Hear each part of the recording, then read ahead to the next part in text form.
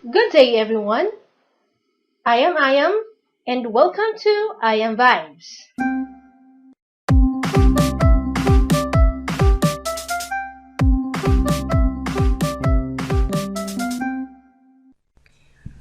For today's lesson, let us discuss about the human interaction with society. It shall help us recognize how individuals form societies and how these individuals will be transformed to become more socially responsible people and contribute in social development.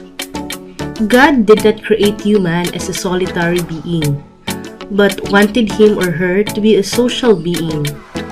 Each person is called to exist for others, to become a gift, serving them and loving them. The person and society are inseparable, which means one cannot exist without the other. It is a two-way relationship that binds both the person and the society for growth and development. We have our own individual assigned social roles in the society. Social roles are a set of connected behaviors expected to a certain person. Individuals with common or similar roles are grouped together to form social groups, and eventually the different social groups would become a social institutions that include our family, school, government, among others. Webster defines role as a socially expected behavior pattern usually determined by an individual's status in a particular society. It is a function or part performed especially in a particular operation or process. Members of the society learn, interact, exercise freedom, and follow common beliefs, traditions, and norms or standards. Norms are a set of traits and behavior that society considers good and acceptable. The society expects us to behave the way it is used to. When we do not obey to the established norms, then we experience punishments for not doing so. Moreover, laws are made to provide us proper guidelines to sustain peace and order. Violation of the law means punishment. On the other hand, folkways are traditional in nature and do not result in punishment if not followed. These things exist in a society. The totality in all natural relations and institution between man and man. The size, scope, and kinds of societies differ. It could be geographical, cultural, ethnical, political, economical, among others. The basis of classification usually corresponds to the common features of the members in a society. Now let us talk about the types of societies. Societies are the largest and most complex groups of people. To help understand how modern society developed, sociologists find it helpful to distinguish societies according to their type of economy and technology. The hunting and gathering society. These are small, simple societies in which people hunt and gather food. Because all people in the societies have few possessions, the societies are fairly egalitarian and the degree of inequality is very low. This form of society is recognized as the earliest and simplest, basically small and composed mostly of families.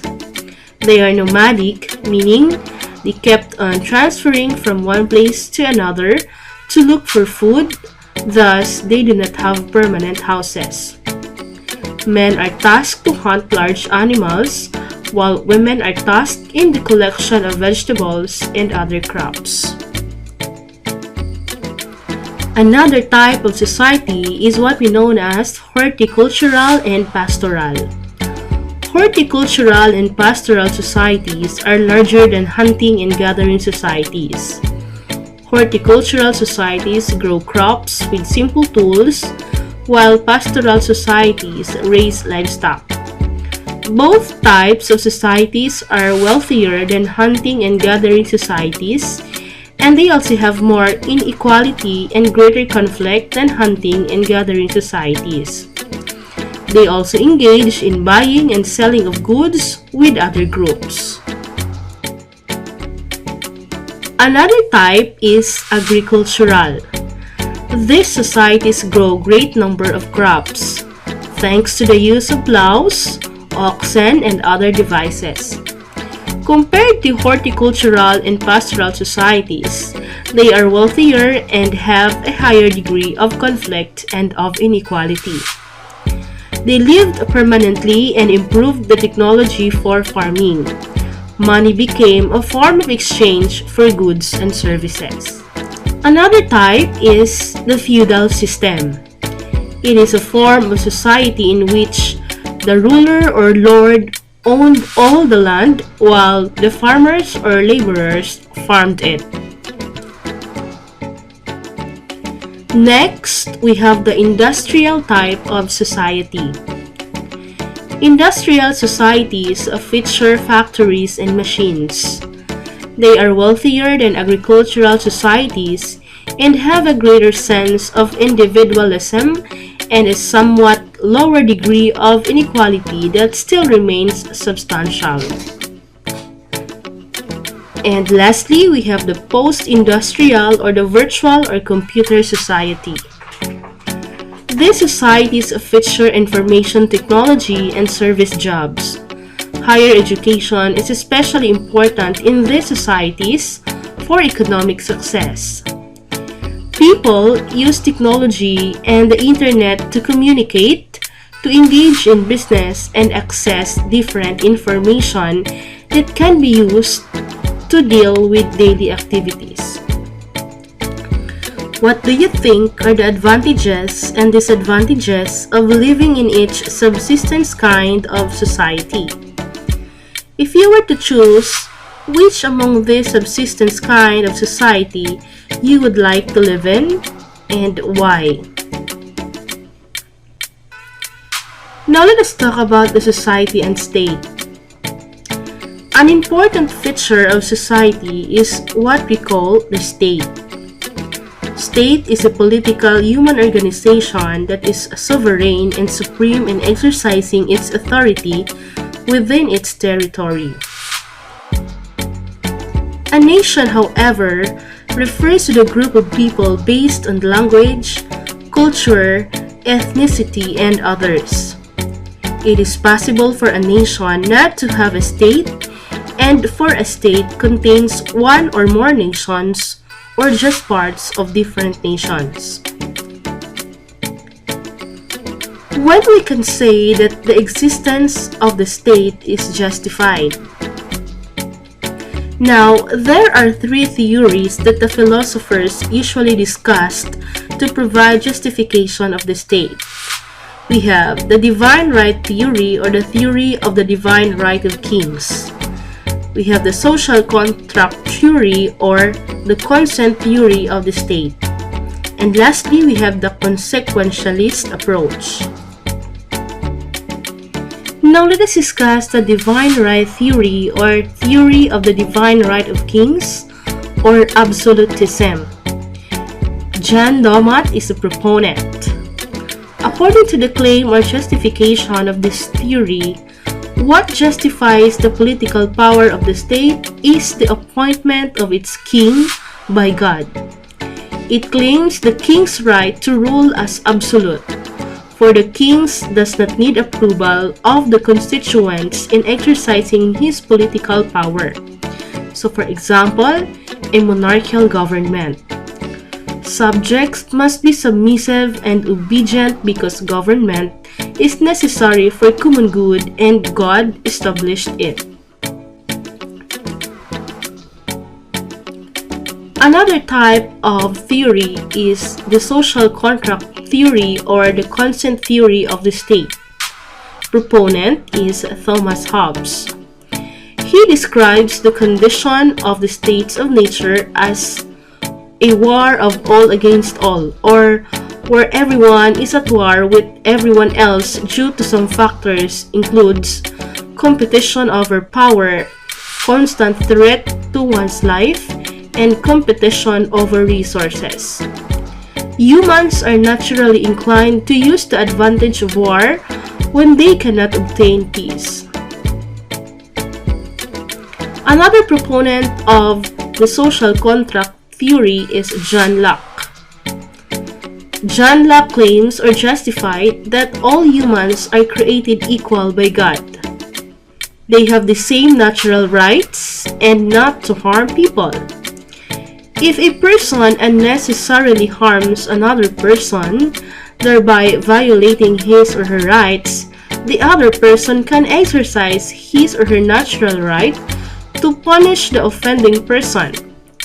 People decide to institute the state to safeguard their natural rights and for those violating these rights to be properly punished.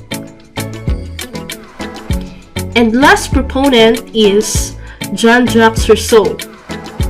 He justified or claimed that people in the state of nature deal with this scarcity by means of self-improvement. Their success in conquering scarcity results in the creation of convenience, which in turn results in corrupted desires, vices, and other negative values such as greed and jealousy. Life in the state of nature is characterized by conflicts, bloodshed, and war that the rich among them institute the state in order to protect their properties. And then we have the consequentialist approach or the utilitarianism. Utilitarianism claims that since happiness or welfare is the only inherent good, then our moral duty is to increase or maximize overall happiness of all persons affected by our actions. The state is justified in its existence only if it is managed by our government that promotes the greatest good of the greatest number of the citizens or that increases their overall happiness. Do you think that the Philippine state is justified in its existence in terms of maximizing the overall happiness of the people? Well, just think and explain your answer so. Now let us talk about the social systems.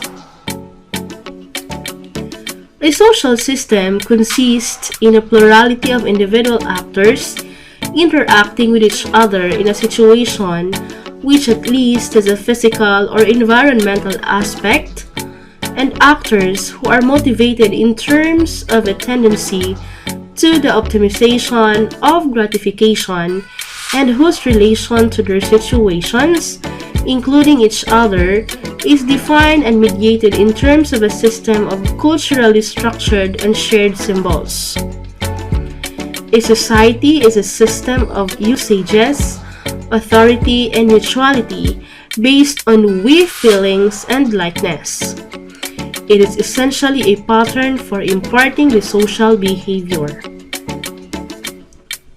The social system may include some elements that brings about the uniformity in the behavior, linked with the culture of the people, meet his requirements, and fulfill his obligations that provide a pathway of progress, individual societal roles, functions, and powers.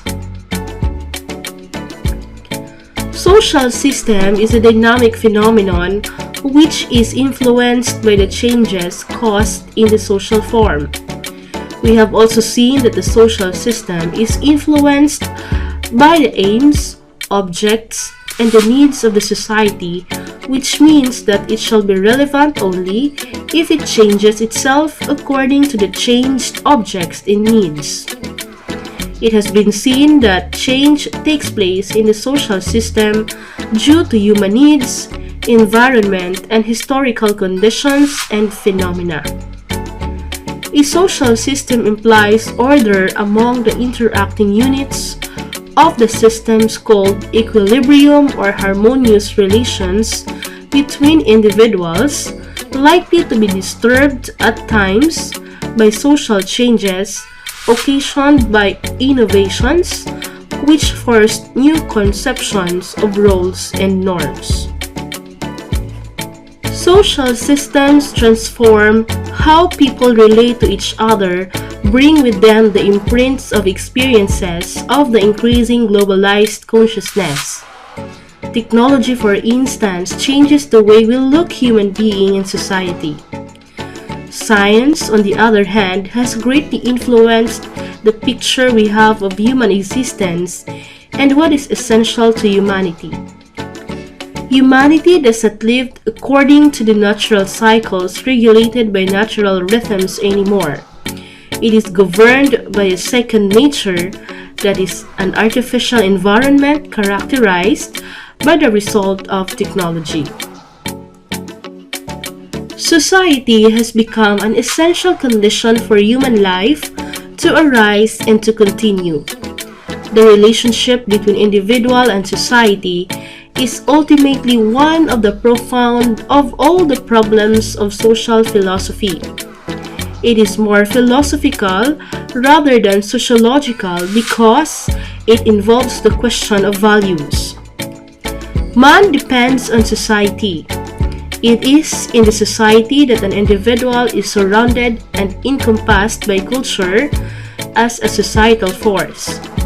It is in the society again that he has to conform to the norms, occupy statuses, and become members of groups.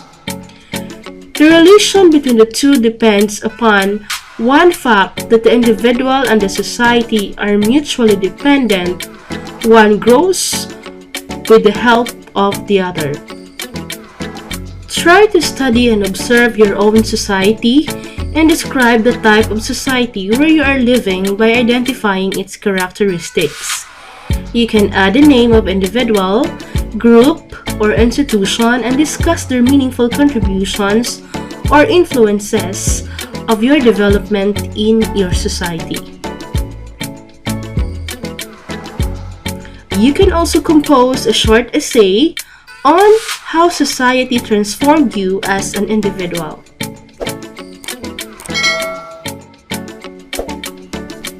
This time, let us now proceed to the assessment section.